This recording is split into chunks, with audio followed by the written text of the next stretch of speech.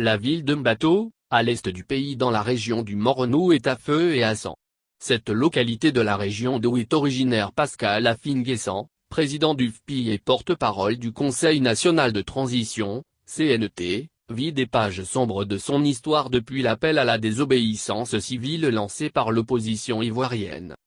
S'il est vrai que dans cette localité, l'on a assisté à des violences avant l'élection présidentielle d'octobre 2020, au lendemain des résultats de l'élection présidentielle qui a donné le chef de l'État Alassane Ouattara vainqueur, les violences dans cette partie du pays ont encore repris.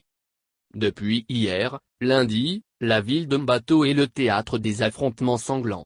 Ces affrontements qui opposaient des partisans de l'opposition et ceux du parti au pouvoir ont vite viré à un conflit intercommunautaire entre les autochtones Agni et les Malinké, apprend Kouassi de témoins sur place.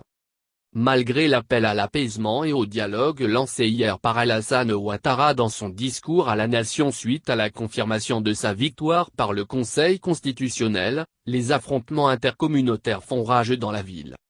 Selon les informations en notre possession, plusieurs domiciles ont été incendiés, des biens pillés et l'on a enregistré mort d'homme.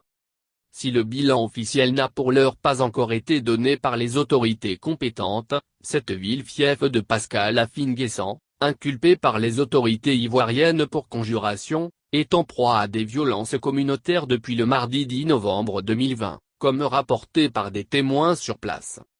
Ce jour, des personnes ont semé la terreur cette ville qui vit présentement des heures chaudes de son histoire.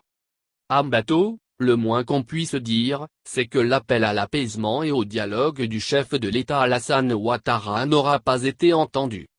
Ce fief du président du conseil régional du Mornou, Afin-Guessant, interpellé le vendredi 6 novembre 2020 à Azaguié sur la route de l'Est ivoirien est en proie à un conflit intercommunautaire sans précédent.